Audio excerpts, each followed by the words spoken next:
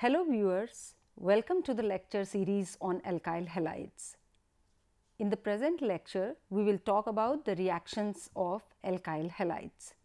But before starting that, let's recapitulate what has already been dealt about the alkyl halides. So, we've already talked about the importance of alkyl halides in everyday life, then about their nomenclature, the physical properties of alkyl halides, and also the various methods of preparation of alkyl halides. In the present lecture, we would be talking about the reactions of alkyl halides, but before we start on the reactions of alkyl halides, it is better to recall the structure of alkyl halides and also recall some of the important terms which will be used during the study of the reactions. So, the reactions of alkyl halides are many, but in the present lecture we will talk about mainly the substitution reactions and the two types of mechanisms involved, that is SN2 mechanism and SN1 mechanism. At the end of the lecture, we would be summing up what all has been dealt in this lecture. So, we start with the recall on the structure of alkyl halides. As you can see, the alkyl halides have a structure where the halogen atom is bonded to a sp3 hybridized carbon atom, and the halogen being more electronegative than carbon, there is a bond polarity of the CX bond, and the carbon atom has a partial positive charge, whereas the halogen atom, which is more electronegative, has a partial negative charge. And as we proceed in the lecture, we would realize that a number of reactions go by the polarity of this bond. And before we start the reactions of alkyl halides, let us recall some of the very important terms which we will be very often using during the discussion. So, leaving group. Leaving group is the one that is displaced by the nucleophile during the reaction. Some of the examples are iodide, bromide, chloride, tosylate, mesylate, water and ammonia. A substrate is the compound on which the reagent acts, and a reagent is the species which reacts with the substrate. So, if we look into this reaction, we would see that the Rx, that is an alkyl halide, is the substrate, wherein the X or the halogen atom is the leaving group. The hydroxide ion, which is used during the reaction, is the reagent, or in this particular case a nucleophile. So, what is a nucleophile? Nucleophile is the species that donate electrons, that is, they are electron rich. Therefore, they seek electron deficient centers, and generally they are Lewis bases. They are the negative ions or neutral molecules with lone pair of electrons. Some of the examples with negative ions are hydroxide, methoxide, amide, and the ones with lone pair are water molecule and ammonia. So, when we start with the reactions of alkyl halides, we start with substitution, though the alkyl halides show elimination reactions and reduction and also many other reactions. So, we start with the substitution reaction. In a substitution reaction, one species replaces another, and in case of alkyl halides, the halogen atom in Rx is replaced by another group or atom, for example, a hydroxyl group. As is clear in this particular reaction, the alkyl halide gets converted into alcohol and the leaving group, that is the halide ion, leaves from the substrate. The nucleophilic substitutions in particular are the substitution reactions where the reagent is a nucleophile. These reactions are typical reactions of alkyl halides, and in presence of a nucleophile, the nucleophile replaces the halogen atom and the halogen atom leaves as the halide ion. An example of a nucleophilic substitution reaction in alkyl halides is ethyl bromide reacts with the hydroxide ion and gives ethanol and bromide ion. So, for nucleophilic substitutions, the halide ion is very weak base and releases a proton to other bases. Besides that, the alkyl halide readily loses the carbon to other bases, and the weakly basic halide ion is a very good leaving group. All these factors favor for substitution reaction in alkyl halides. The substitution may take place in two ways in case of alkyl halides. In the first case, the nucleophile attacks the electrophilic carbon and replaces the halide ion simultaneously. The CX bond breaks heterolytically, the nucleophile attacks the carbon atom and simultaneously the nucleophile gets attached to the carbon, the halide ion leaves. So, this is one way of the nucleophilic substitution in alkyl halides. In another case, the CX bond breaks first and then the nucleophile gets attached to the positively charged carbon atom. If you look into this general reaction, we see that the CX bond heterolytically again breaks and gives a carbocation and the halide ion. This carbocation in the next step gets attacked by a nucleophile and hence gets substituted to this particular carbon. The two mechanisms have been named as SN2 and SN1, and the mechanism is established by the kinetic studies of the reactions. Also, the mechanism depends on the following factors: the nature of the substrate used, reactivity and concentration of nucleophile, nature of leaving group, and the nature of solvent. The first mechanism which we will discuss is the SN2 mechanism. SN2 mechanism is called substitution nucleophilic bimolecular, and we shall see why it is called like this. Consider the reaction of methyl bromide with a strong nucleophile like hydroxide ion. Methyl bromide reacts with hydroxide ion to give methanol and bromide ion leaves. The hydroxide ion replaces the bromide ion in this reaction and a primary alcohol is formed as the product. Now, consider the kinetics of the reaction. You would recall that a rate equation is rate is equal to the rate constant, the concentration of the alkyl halide in this particular case, and the concentration of the nucleophile. Reaction of alkyl halides, rate depends on the concentration of two species, especially for the SN2 mechanism. So, the rate will be equal to K, the concentration of methyl bromide and the concentration of the nucleophile hydroxide in this particular case. The rate depends on the concentration of methyl bromide and hydroxide ion, and therefore, this particular reaction from the kinetics point of view is a second order reaction. Therefore, we call it an SN2 mechanism. So, S stands for substitution, N for nucleophilic, and 2 stands for biomolecular because it depends upon the concentration of the two species involved. The SN2 mechanism has been substantiated by the experimental facts.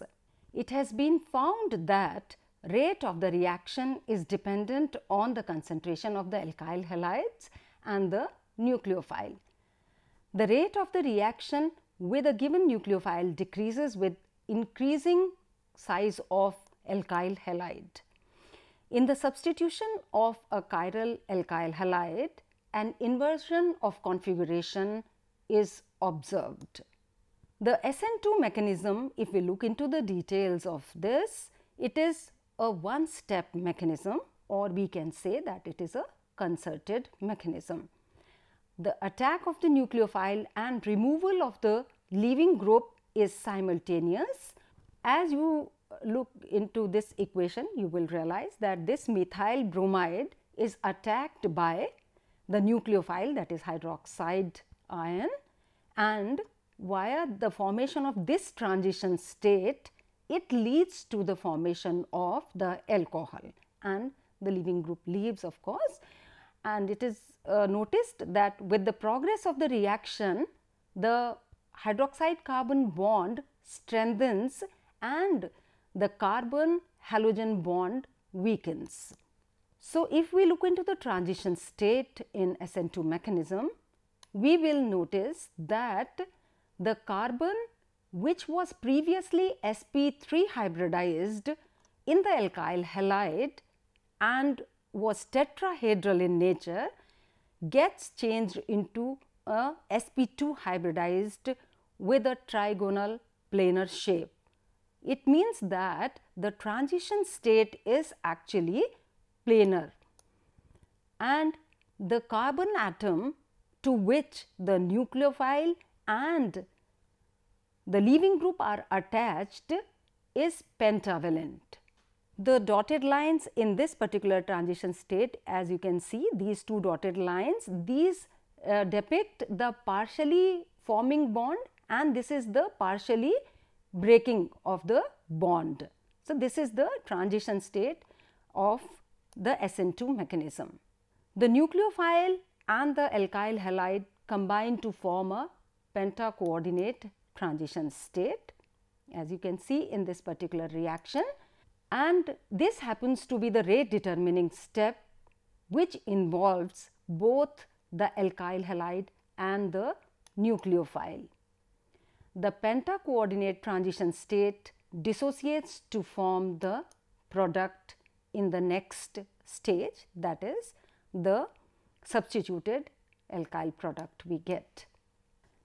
Just look into the energy profile of a SN2 reaction. We will notice that in the reaction coordinate, the transition state has the highest energy state and the reactants are at the lower energy state as compared to the transition state, but the product happens to be at the lowest energy state. Therefore, the reaction is favored in the forward direction. So, you can see that this is the transition state. As far as the stereochemistry of SN2 mechanism is concerned, attack of nucleophile is from the side opposite to that of the leaving group. Therefore, the configuration of carbon inverts like turning inside out of an umbrella under a strong wind. As you can see, when the nucleophile approaches the carbon, just the inversion of the configuration takes place. The groups which were on this side of the carbon atom were there, they all get to the other side. As a result, from a R configuration we get a S configuration. So, inversion of configuration is observed, and on the name of the scientist who invented it, it is called as Walden inversion. If we look into the similar kind of a reaction, here again it is a butyl bromide. It is a chiral molecule which has R configuration, and this is getting converted into S configuration after the SN2 reaction. The inversion of configuration indicates the existence of transition state also. Now, the alkyl halide substitution takes place by SN1 mechanism also. SN1 stands for substitution nucleophilic unimolecular, and we shall see why it is called so. Consider the nucleophilic substitution reaction between a tertiary alkyl halide with water. Similar to the SN2 reactions, there is formation of a tertiary alcohol with the release of a hydrogen halide molecule. Now consider the kinetics of this reaction. For the particular reaction in case of SN1 mechanism, the rate depends on the concentration of only one species. So, we can write the rate equation as equal to K and concentration of the tertiary alkyl halide. The rate depends only on the concentration of alkyl halide, therefore, we call it a first order reaction, and this justifies the name SN1. S stands for substitution, N for nucleophilic, and 1 is for the unimolecular reaction. The experimental facts substantiate the SN1 mechanism, and it has been observed that doubling of substrate concentration doubles the rate of a SN1 reaction. The rate of the reaction is favored by the bulkiness of the alkyl substituent. In the substitution of a chiral alkyl halide, a racemic mixture of products is obtained that will be justified when we look into the exact mechanism of this substitution reaction. So, the SN1 mechanism follows two steps. In the first step, heterolytic cleavage of CX bond leads to the formation of carbocation, and here the rate depends on the stability of the carbocation which is formed. This step of SN1 mechanism is actually the slow or the rate determining step, and it is the step which is energy consuming, therefore, it moves slow. In case of SN1 mechanism, there are two transition states actually. This is the transition state just before the formation of the carbocation is when the CCl bond is largely broken and the cation is beginning to form. So, as you can see that this is delta plus, delta negative, this is the bond which is partially getting broken and Cl is trying to leave as the leaving group. The carbocations which are formed during an SN1 reaction are obviously positively charged in nature. These are planar and are sp2 hybridized. So, we shall see what is the significance of this positively charged planar carbon atom, and these carbocations are very reactive intermediates. And as far as the order of stability and reactivity goes, the tertiary carbocations are stronger as compared to the secondary ones, which are less stable than primary, and finally, the methyl carbocations are the least stable, and in fact, the reactivities of carbocations match their stability also. So, the tertiary carbocations are the most reactive by and follow SN1 mechanism, then the secondary, the primary, and finally, the methyl carbocations do not show any SN1 mechanism.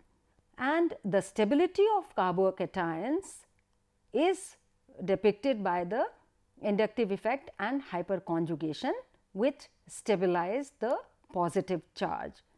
As can be seen here, the inductive effect is imparted by, in case of tertiary carbocations, the 3 methyl groups in case of this tertiary carbocation, and here we have 2 methyl groups which stabilize this carbocation by inductive effect.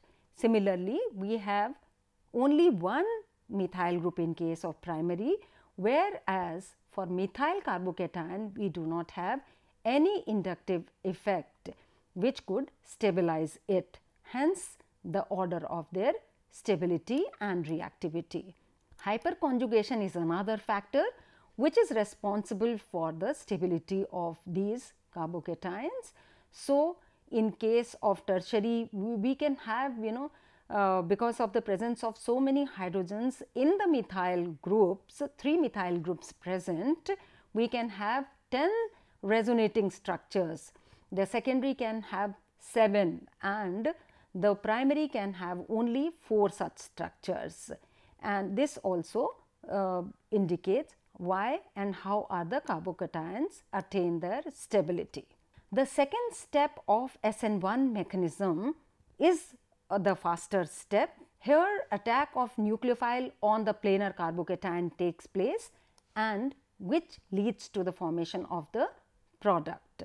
So, if we look into this example of SN1 mechanism, we will see that in the first stage, which is the slower stage, in the carbocation gets formed, which is attacked in the second stage by the nucleophile, which is a faster reaction and leads to the formation of the product and the leaving group leaves. If we look into the energy diagram, we will see the reaction coordinate clearly depicts two transition states. In the first one, the halogen atom is in the stages of leaving, there is a partial bond formation at the first stage. In the second stage, the nucleophile is trying to form a partial bond with the carbon atom, and finally, it leads to a lower energy state of the product. Hence, this is the way we can depict SN1 mechanism by the energy diagram. The stereochemistry of SN1 mechanism also shows that the intermediate in the SN1 mechanism is planar, and because carbocation is planar, so there is a possibility of attack from two sides in this. One is from the back side, as we observe in case of SN2 mechanism, and the other one is from the front side, which is because there is nothing here and the nucleophile come and attack from this side also. So, when we have attack from the front side, we observe retention of configuration. On the other hand, when the attack is from the back side, we have inversion of configuration. The net result of the stereochemistry in case of SN1 reactions is that we observe zero optical activity. This process is called racemization because we get the formation of two products, two isomers in equal amount. We have our product which is 50% in amount and we have S product which is again 50%. So, together they lead to zero optical activity. In the case of SN1 mechanism, there is another phenomena which we observe, and that is carbocation rearrangement. The carbocations may lead to 1,2-hydride or alkyl shifts within the molecule. And why does it happen? They form rearranged product if it is more stable than the starting molecule. A primary carbocation which is less stable will form a secondary or a tertiary carbocation, while a secondary carbocation will form a more stable tertiary carbocation. Let us look into the rearrangement of carbocations where 1,2-hydride shift takes place. This halide gives rise to a primary carbocation. Because this primary carbocation is not stable, so it undergoes 1,2-hydride shift and gives a more stable secondary carbocation which reacts with the nucleophile and gives the required alcohol. And this reaction also depicts the same, but without a rearrangement of carbocation. Similarly, a primary carbocation can get converted into a secondary carbocation, which is again by a hydride shift and can form the desired alcohol by means of again SN1 mechanism. This reaction can be depicted by this particular reaction also, where the nucleophile is water and which gives rise to the product for which rearrangement has taken place. The carbocation rearrangement may take place by a 1,2 methyl shift also. The nucleophile gets attached to the carbon different from the one which had the leaving group to begin with. So, here we see that we have a primary halide and it gives rise to a primary carbocation, but because primary carbocation is not that stable, it undergoes rearrangement and gives a tertiary carbocation by means of the methyl group shift. Therefore, what you would observe is that the carbocation to which the carbon to which halogen was attached is no more the one which is substituted by the hydroxy group. So, this is what is carbocation rearrangement, which takes place to get a more stable carbocation. Let us summarize what has been dealt in today's lecture. We talked about the structure of alkyl halides because they are very important in understanding the types of reactions which these particular compounds undergo. We recapitulated some of the important terms which are used in general when we are talking about the organic reaction mechanism and organic reactions in general. The substitution reactions of alkyl halides follow two types of mechanisms, and these have been discussed in detail. The SN2 mechanism, which is a bimolecular mechanism, and SN1 mechanism, which is a unimolecular mechanism. So, we have talked about two types of mechanisms in the substitution reactions of alkyl halides. In the next lecture, we shall continue with the substitution reactions of alkyl halides, where we would talk about the factors which are responsible for SN1 and SN2 mechanism, and also we shall talk about the other important reactions of alkyl halides. Thank you.